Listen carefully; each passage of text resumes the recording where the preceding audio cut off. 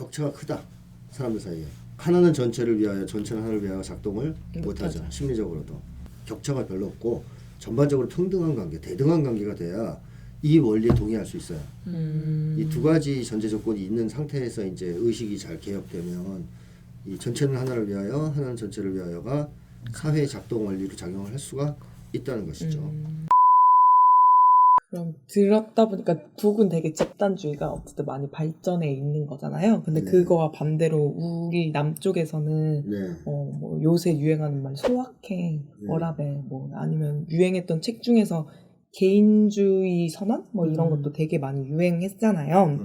그래서 막 제 친구들도 얘기 들으면은 뭐 남한테 피해 안 주고 나만 그 선에서 나의 이익을 챙기면서 잘 사는 거면 되지 않느냐 약간 이런 분위기도 되게 많더라고요. 네. 그래서 좀 남쪽에서는 좀 이런 굉장히 개인주의 이런 게 심화됐는데 그 이유는 좀 뭘까요? 원래 그 자본주의 이전까지만 해도 지배계급과 피지배계급 사이는 아니더라도 그냥 피지배계급 일반 민중들 사이에서는 인간관계를 규정하는 원리, 인간관계를 규정하는 윤리가 있었어요. 그게 무슨 윤리일까요? 사랑이라고 보통 얘기하죠.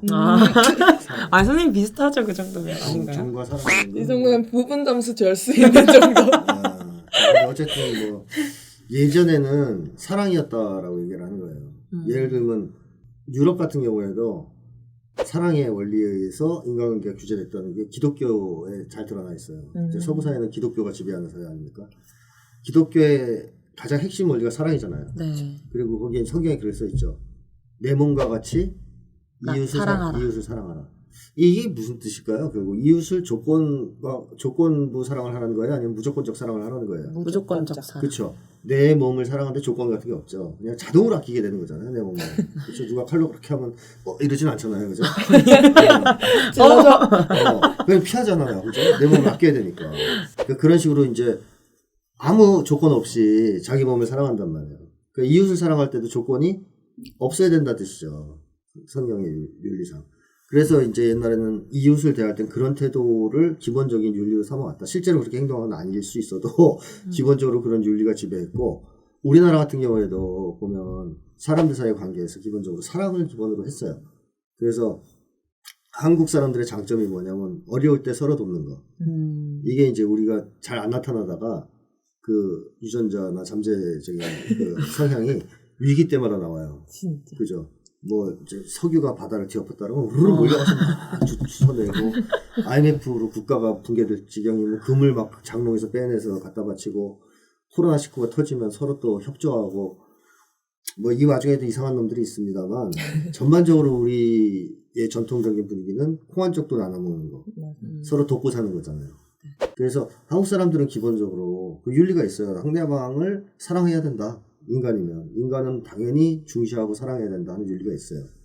그 외국 말에는 뭐예요? 살려주세요. 헬프미죠. 헬프미. 아니면 헬프, 그치? 도와줘, 살려줘 이건데 우리 꼭 사람을 붙여서 사람 살려 그런다. 요새는 잘 안 그러더라고요. 하여튼 전통적으로 사람 살려잖아요. 그거가 구조 신호가. 그거 생각해 보셨어요? 왜 그랬는지? 아니 지나가다 누가 사람 살려 그래요. 그럼 그게 까치라고 생각하실까요? 혹시 도마뱀이 사람을 위장해서 사람 살려라고 거짓말을 하고 있다고 생각할까요? 아니요. 그럴 이유가 없어요. 언어를 쓸 수 있는 건 사람밖에 없어요. 그러니까 그냥 살려줘 그래도 사람인지 알거든요. 근데 왜 굳이 사람 살려라고 했을까? 그만큼 사람을 가치 중시하는. 있게. 그렇죠. 이제 우리의 무의식 또는 사회 전반적인 어떤 규범이 사람이 위기에 처하면 사람이 제일 귀중한 존재니까 맞다. 모든 걸 다 제끼고 가서 살려야 된다. 그게 있어요. 있으니까 사람 살려 그러면 사람들이 딱 그런 거죠. 그 순간 다 제끼고 가서 꺼내주거나 살려줘야 돼. 이유 없이. 왜? 인간은 그렇게 귀중한 존재고 사랑으로 대해야 되니까. 이게 이제 한국 사회에서도 윤리가 사랑의 윤리였다는 건 하나의 증거 중에 하나인데 그런 식으로 이제 자본주의 이전까지만 해도 일반 보통 사람들 사이에서는 사랑의 윤리가 서로 이제 인간관계를 지배하는 윤리로서 작동을 해왔습니다. 그런데 자본주의화가 되면서 자본주의 사회가 되면서 이게 바뀌죠. 이제 자본주의의 특징은 모든 것이 상품화되는 거죠. 그래서 뭐 자본주의 사회가 되면 자기가 이걸 쓰려고 만든 사람은 없어요. 상품으로 팔기 위해 만들죠. 그래서 모든 것이 상품화되고 궁극적으로는 사람까지도 상품화가 됩니다. 그래서 사람들 사고 팔 수 있는 상품, 시장에서 교환될 수 있는 상품이 되는 거죠. 자, 그러면 인간과 인간 사이의 관계였잖아요, 옛날에는. 근데 자본주의 사회가 되면 뭐와 뭐와의 관계로 바뀌어요. 상품과 상품 사이의 관계로 바뀌겠죠. 인간도 상품이니까. 그럼 상품과 상품 사이의 관계를 규정하는 윤리는 뭐죠? 당연히 상품 교환의 윤리가 됩니다. 인간 사이의 윤리가 아니고 상품 교환의 윤리가 돼요. 상품 교환의 윤리는 뭐예요? 얼마나 교환 가치가 등가성. 있느냐. 등가의 원리 규칙이죠. 즉 이게 100원이고 이게 1,000원이고 이게 100원이면 이거 10개랑 이거랑 교환하면 어때요? 공정한 거죠. 이거는 윤리적인 거죠. 네. 근데 만약에 1대1로 교환하면 도둑놈이 되는 거죠. 얘가 도둑놈이 얘는 손해보는 거고. 그러니까 상품 교환의 윤리가 되면 서로의 가치를 비교한 다음에 등가 교환하는 게 윤리의 법칙이 돼버려요. 자, 이렇게 되면 사람들 사이의 관계가 상품 관계가 됐다. 그럼 내가 저 사람과 관계를 맺는다. 그럼 뭘 자꾸 따지게 돼요? 조건. 누가 등가성. 더 비싸냐? 누가 더 가치가 높냐?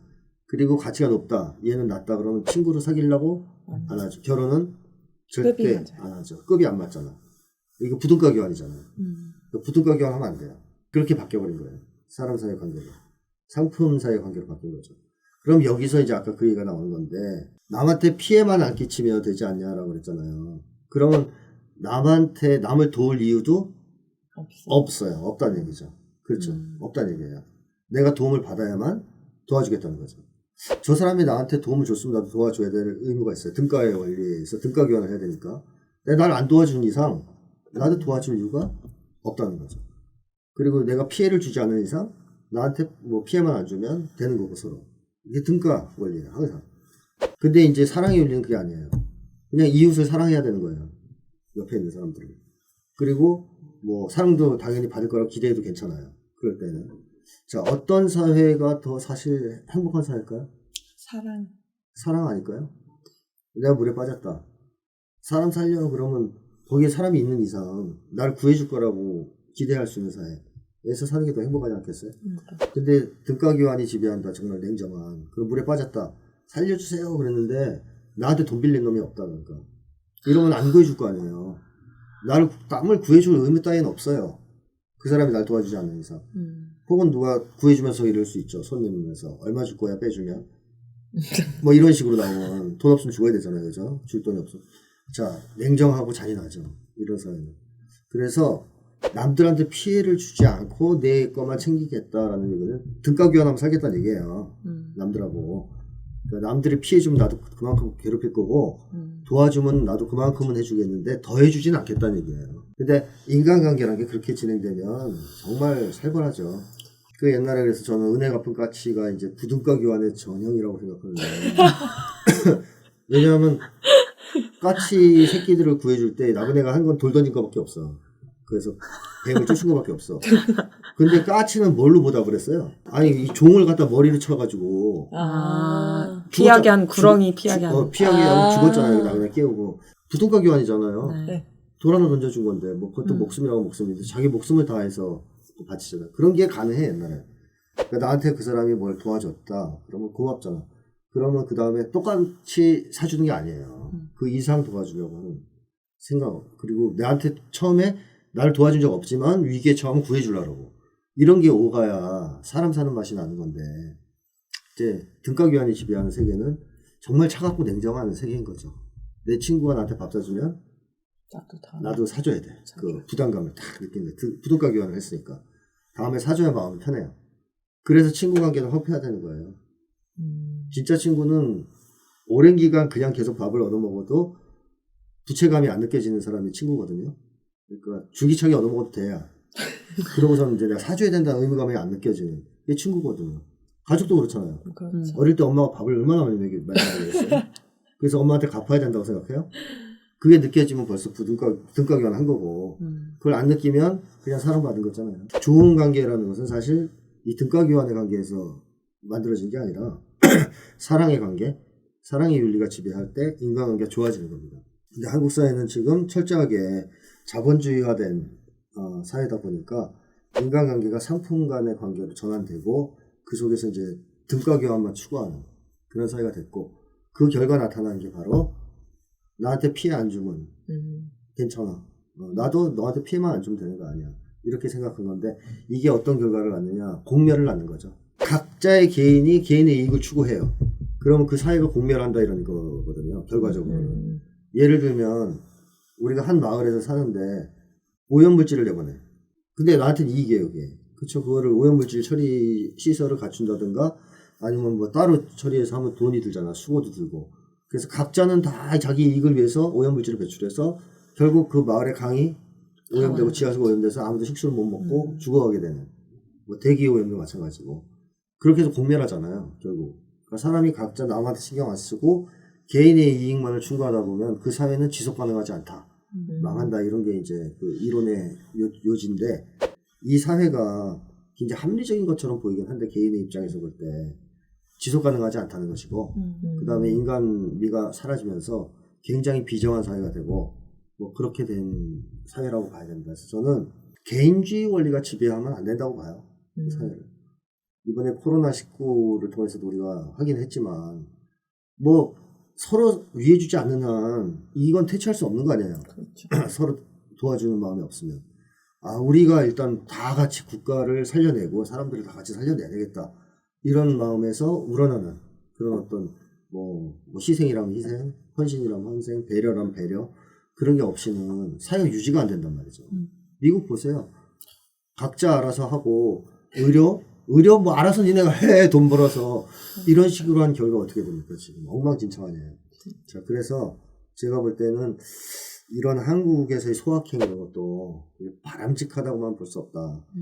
진짜 행복은 사실 더 큰 데 있어요. 인간답게 사는데 그리고 세상을 바꾸는 데 있고 근데 그게 안 되니까 먹는 데서라도 행복을 찾으려고 하고 슬퍼. 작은 데서라도 뭔가 그래서 사람들이 통제력을 잃고 무력해지는 거에 비례해서 작은 데 신경 써요. 뭐 먹는 거, 입는 거 이런 짜잘한 거 있죠. 네. 왜냐면 그거 아니면 즐거움이 없거든요. 진짜 큰 즐거움은 이 세상을 바꾸는 거, 더 좋은 세상으로. 또 사회와 공동체를 위해서 더 의미 있고 보람 있는 일을 하는 거 이런 걸 할 수 있으면 가장 인간은 행복한데 그 기회가 차단되니까 결국 자잘한 쾌락에서 기쁨을 누릴 수밖에 없는 거죠. 그리고 또 아까 집단 얘기 나왔을 때 네. 질문 드리고 싶었던 거였는데 그 북에서는 어쨌든 집단과 개인의 이익을 동일시한다 했잖아요. 근데 우기 남쪽에서는 되게 집단 하면은 권력층의 네. 이익을 대변하는 곳 이렇게 생각을 많이 하잖아요. 그래서 그런 권력을 가진 사람들이 또 굉장히 많은 사람들한테 갑질 이런 것도 많이 하고 개인에게 사회 문제도 되게 많이 일어나잖아요. 갑질도 있을 거고 네. 아니면은 힘을 가진 어떤 사람들이 힘을 안 가진 약자들을 네. 혐오한다던가 네. 뭐 젠더 이슈 이런 거 있잖아요. 네. 그러면은 뭔가 북에서는 이런 모습들이 안 나타나는 건가요? 그게 이제 나타나려면요. 갑질이 나타나려면 그 조건이 있어야 돼요. 몇 가지 조건. 일단 위계가 있어야 됩니다. 그 위계에서 위에 있는 사람과 아래에 있는 사람이 이제 갈려야 되고 위에 있는 사람이 아래에 있는 사람의 생존과 뭐 성장을 좌우할 수 있는 힘이 있으면 이게 이제 갑질이 나타나는 거예요. 그래서 아주 간단하게 얘기하면 직장에서 직장 상사가 자기 부하 직원의 인사 고과를 결정할 수 있고 또 뭐 평가를 할 수가 있고 심지어 해고도 할 수 있다. 그럼 갑질하기가 쉽죠. 딱 좋죠. 이 사람 당해도 꼼짝 못하죠. 뭐 대학교에서 나타나는 것도 비슷한 거 아니에요. 교수가 갑질하는 것도. 대학원생의 모든 걸 쥐고 있잖아요. 이런 쪽에서 갑질이 발생하는 건데 하나가. 그러니까 위에 아래로 서열이 나뉘고 이 서열에서 이 사람이 권한을 강하게 가지고 있을 때 갑질이 나타나요. 거꾸로는 안 일어나요. 그래서 윤창중이 그렇게 그 성추행에 대가지만 박근혜를 추행했단 말은 없었잖아요. 네. 그쪽으로 위로는 안 올라간단 말이에요. 갑질이. 내려가는 거지. 이게 한 가지가 있고 또 한 가지 조건은 조직 내 민주주의가 없어야 돼요. 그 회사를 조직적으로 민주주의적으로 운영한다. 그러니까 예를 들면 전사원이 총회나 이런 걸 열어서 회사의 운영을 결정하고 뭐 인사 문제도 결정하고 한다. 그러면 그 한 명이 이 사람을 일방적으로 대하기 힘들어지죠.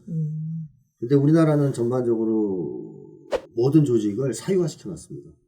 사실은 조직이라고 하면 뭐 학교든 기업이든 다 사회적인 기관이라고 봐야 되겠고 공익적인 기관이거든요. 그래서 개인이 혼자 운영하면 안 되는 건데 우리나라는 그걸 사유화시켜 놨잖아요. 학교든 뭐든. 그래서 조직 내 민주주의가 거의 없어요.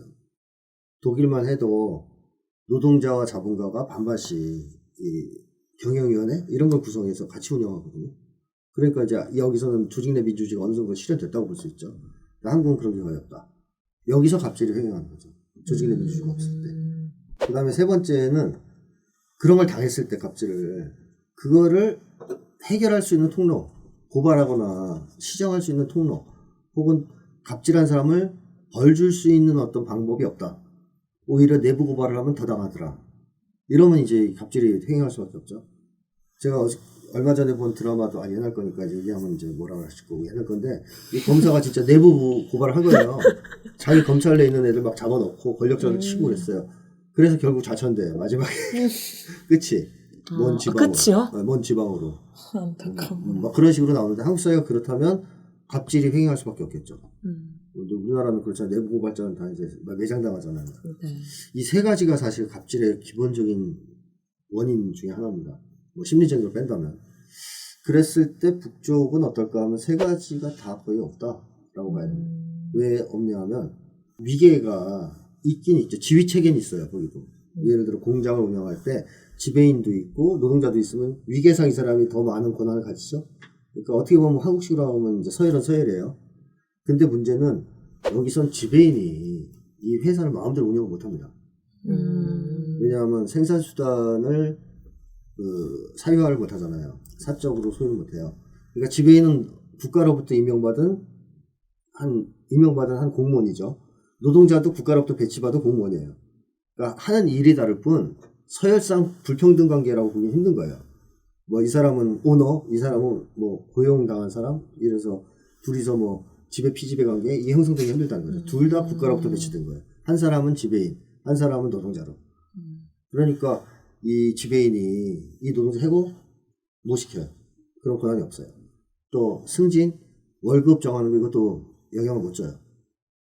오로지 그런 어떤 평가라든가 뭐 결정은 그 공장 내에 있는 어떤 위원회, 운영하는 위원회가 있습니다. 거기에 이제 뭐 기술자들도 참가하고 노동자도 참가하고 하는 여기서 결정하기 때문에 지배인한테 설사 밑보였다 하더라도 노동자가 그걸로 갑질을 당할 가능성이 별로 없고 불이익을 당할 가능성이 별로 없어요. 게다가 지난 시간에 얘기했듯이 회사 그만두면 열받아가지고 갑질 당해서 너무 힘들어서 그만두면 배급제가 있잖아요. 그러니까 안 죽어요.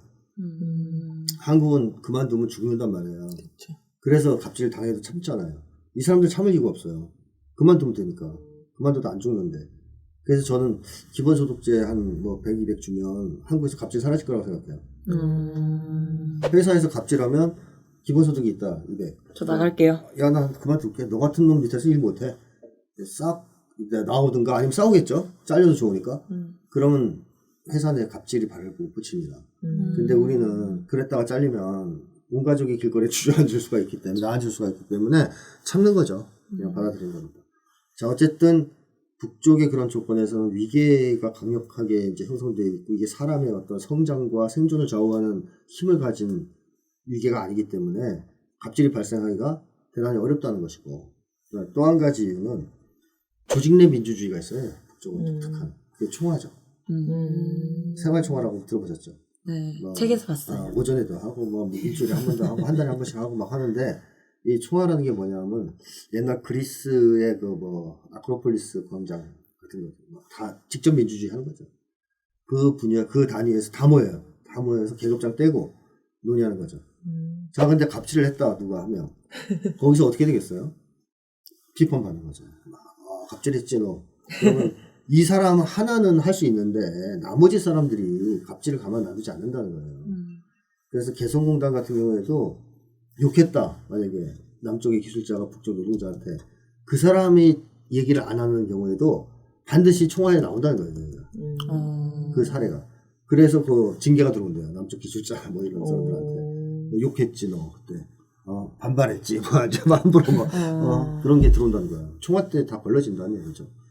자, 그럼 총화 무서워서라도 함부로 갑질을 못 하겠죠. 그러니까 운영 자체도 집단으로 하고 또 뻑하면 한 번씩 모여서 다 같이 모여서 계속 일상적인 그런 문제들을 논의하기 때문에 갑질을 하면 탄론하고 징계를 받을 가능성이 대단히 높다는 것이죠. 그 다음에 이제 마지막으로는 이제 그게 있죠. 신소제도라고 있어요. 이렇게 신고한 신문고 같은 거죠. 옛날 조선시대. 오늘날 청와대 그 청원? 근데 청와대 청원은 사실 구속력이 없잖아요. 네. 20만 명 넘기면 답변만 하는 거잖아요. 그죠? 네. 그래서 잘 들었다 뭐 이렇게. 근데 신소제도는 그게 아니고 들어가면 반드시 조사해야 됩니다. 조사해서 결론을 내야 되고 문제가 있으면 바로 혁명화 들어가요. 민원 개념인 거예요. 그러면? 민원 개념인 거죠. 그러니까 한 사례가 이제 김현희 씨가 쓴 책 보니까 평양에 갔는데 집을 안 주더라고요. 빨리 집을 배정해줘야 되는데 그래서 이제 가족집에 얹혀 살다가 열받아가지고 신속가에 가서 신소를 냈다는 거죠. 주택 빨리 안 배정을 안 해준다. 바로 나왔대요. 뭐 그런 식으로. 그러니까 처리를 해줘야 돼. 어떻게든. 그러니까 이제 이 사람들이 이제 신소제도가 있으니까 그 공장 내에서 뭐 어떤 직위가 조금 높은 사람이 좀 무슨 짓을 했다. 밑에서 신소 넣었다. 그럼 조사 들어와서 혁명화. 그렇게 되니까 간부들은 어때요? 갑질 함부로 하기가 좀 힘들죠. 그래서 이제 신소제도도 있고 뭐 이러다 보니까 여기는 갑질을 할 수 있는 어떤 객관적 조건 자체가 거의 없어요. 그리고 기본적으로 사람들 사이 관계가 평등한 관계라고 그랬잖아요. 그리고 아까 얘기했듯이 생존이 위에 사람한테 의존하는 게 아니고 기업주한테 의존하는 것도 아니고 그냥 배급제나 산무제도에 기초해서 국가적으로 보장되고 있기 때문에 당할 이유도 별로 없어요. 심리적으로. 그걸 참고 위에 있는 사람이 할 가능성도 별로 많지 않고 이 갑질이 많은 거는 결국 서열 사회에서 나타나는 겁니다. 서열이 촘촘하고 이 윗서열이 아랫서열을 학대하잖아요. 그러면 이 사람은 학대당한 사람, 갑질당한 사람은 위에다가 못할 거 아닙니까? 그럼 어떡하겠어요? 아래나 옆으로 하게 돼 있어요. 그렇죠. 갑질당하니까 열받고 막 화나고 스트레스 생기고 그럴 텐데 그걸 위로는 못하니까 옆으로 하거나 아래로 합니다. 이게 전 사회적으로 퍼지면 사람들이 서로 괴롭히는 자기가 당한 걸 그냥 엉뚱한 사람한테 자꾸 터뜨리는 사회가 되거든요. 그게 갑질의 심리적 근원이란 말이에요. 심리적 배경. 그래서 심리적으로 그런 분위기가 형성되면 그 사회는 갑질이 늘어나는 거고 그런 심리가 별로 없으면 갑질이 이제 줄어드는 건데 이건 정확하게 평등과 관련이 있습니다. 불평등이 심할수록 서열이 심해지고 서열에 따른 갑질이 심해져요.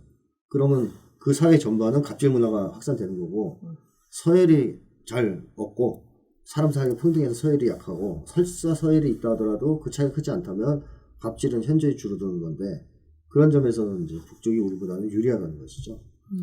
그러니까 북유럽도 우리보다는 갑질 문화가 거의 없잖아요. 갑질이라는 말 자체가 우리나라의 고유어라고 그러던데. 네, 근데 하여튼 북유럽도 별로 그런 게 없잖아요. 거기도 전반적으로 조직 내 민주주의가 잘 돼 있고 사람들이 그만둬도 기본적인 생계를 보장해주는 체제다 보니까 그 해고는 용이한데 자르는 건 쉬워요.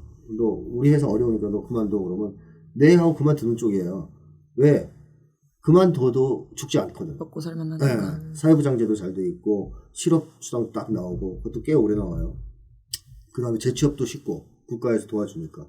그러니까 이제 저항 같은 거 머리띠 매고 뭐 이제 몸에 기름 붓고 이런 거 없어요. 그만둬도 큰 문제가 없으니까. 그러니까 자르기도 쉽지만 또 반대로 생각하면 회사 내에서 갑질을 하면 어떻게 하겠어요 사람들이. 그만두겠죠.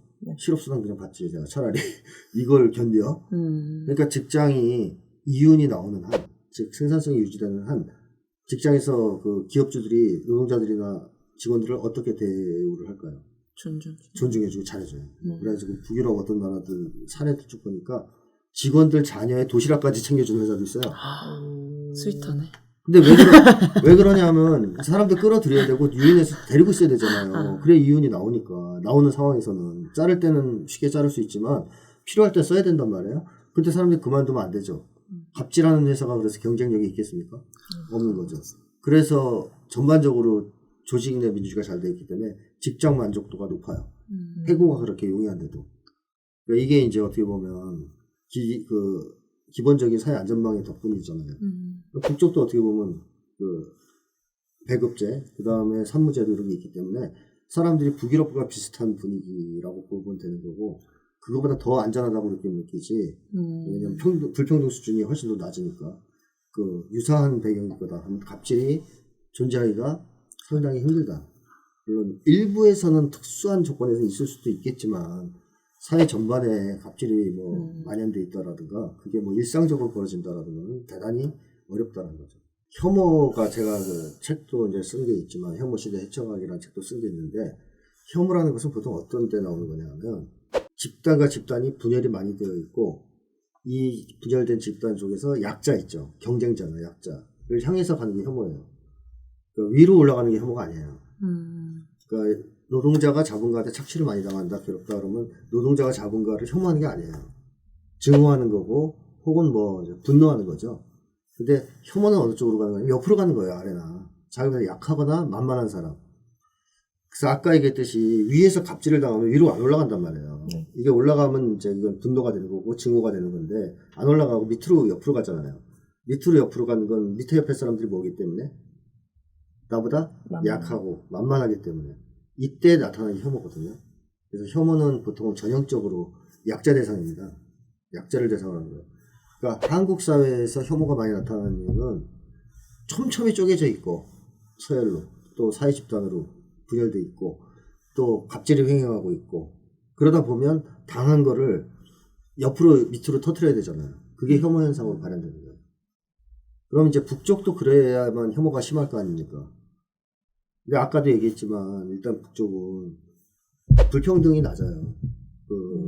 뭐 우리보다 잘 사냐 못 사냐 따지면 뭐 여러 가지 얘기를 할 수 있겠지만 설사 못 산다고 쳐도 불평등 수준은 낮아요. 근데 혐오가 발생하는 건 불평등과 관련이 있거든요. 절대적 빈곤과 관련이 있는 게 아니에요. 그러니까 가난하지만 평등한 사회도 있을 수 있죠. 가난하지만 사람들이 사이좋게 콩 한 쪽 나눠 먹는 사회도 있을 수 있어요. 이 사회에서 혐오가 심할까요? 다 비슷한 사람들이라서. 비슷하니까 사이가 좋은데 혐오 별로 심하지 않아요. 이런 데는. 근데 부유하더라도 불평등 지수가 심하면 혐오 현상이 심해져요. 왜? 격차가 벌어지면서 서열사회가 되고 서열사회 속에서 갑질이 횡행하고 이 갑질을 당한 사람들이 그거를 옆으로 아래로 쏘기 때문에 그래서 이제 한국 사회에서 수많은 혐오가 이제 등장하는 건데 대상을 바꿔가면서 그게 여성이든 뭐 이주민이든 탈북자든 뭐 하여튼 상관없이 계속 혐오 현상이 나타나는 건데 이거를 근원적으로 제거하려면 불평등을 일단 개선하고 사회 집단 사이의 갈등을 해결해 줘야 됩니다.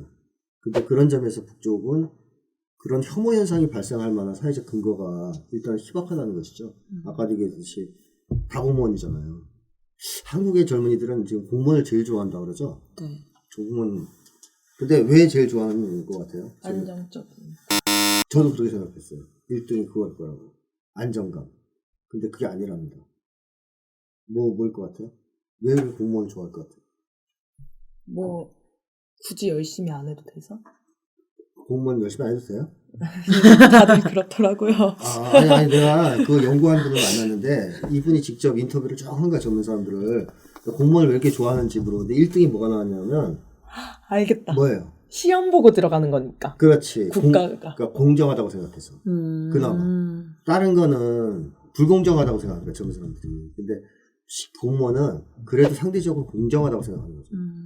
내 점수로 들어가는 거니까. 그냥 점수로 자르니까 차라리 내가 떨어져도 받아들일 수 있다 이거야. 근데 내가 어떻게 본 드라마에서도 그게 나오더라고요. 젊은 사람들이 취직이 너무 안 되니까. 그래서 한 여성이 면접을 보러 갔는데 거기 이제 막 그 지방대 나왔다. 여성이다. 이런 걸 가지고 이제 뭐 말을 하니까 막 항의를 하는 거예요. 야, 너희들 원래 모집 공고에는 스펙 안 보고 학력도 안 본다 그랬지 않냐. 근데 오니까 왜 있다 있냐. 그러니까 이제 막 이제 거기서 하다 잘렸어요. 얘가 나중에 이제 그런 걸 여러 번 경험하더니 결국 뭐로 가냐면 공무원으로 가요. 그래서 하는 말이 그거야. 그래도 공무원은 스펙이나 학력 같은 거 안 보지 않냐 이거예요. 성적만으로 커트하지 않냐 이거예요. 차라리 공정하자 이거죠. 거기서 이제 몇 명 젊은이들이 공무원이 되는 과정을 이제 드라마에 나오던데 하여튼 그 공정성 때문에 공무원이 되려는 거 아닙니까? 그리고 철밥통이다 뭐 이런 것도 있겠지만 북쪽은 다 공무원인 거예요. 전원 공무원이에요, 전원 공무원. 그러니까 이게 사적 소유가 없다 그랬잖아요. 생산수단에 대한 사적 소유가. 그러니까 삼성그룹 같은 게 있을 수가 없죠. 커다란 뭐 순천 비날론 연합기업소 이런 게 있는데 이거 국가 거야, 이게.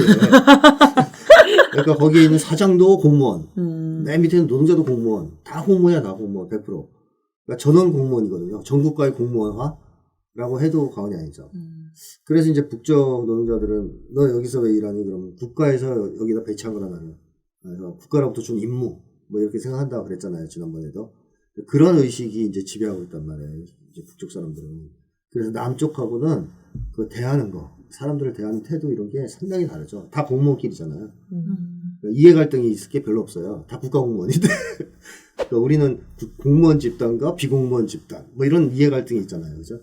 또 뭐 정규직과 비정규직의 차이에 의한 이해 갈등, 노동자와 자본가 간의 갈등, 뭐 등등 뭐 지역 갈등, 지역 간 차이에서 뭐 등등 너무 많은데 여긴 다 국가공무원이었어. 거기에다가 월급도 직업에 따라 잘 결정이 안 돼요. 배관공이다. 이래서 월급이 낮고 의사다 해서 월급 높은 게 아니에요. 배관공이냐 의사냐 해서 돈이 결정되는 게 아니고 월급이 등급 시험에 의해서 결정됩니다. 그러니까 배관공인데 처음엔 제일 낮은 등급 들어갔을 거 아니에요. 그러면 이제 시험을 봐서 계속 등급을 올려요. 그러면 이제 월급이 올라가는 거고 의사도 마찬가지예요.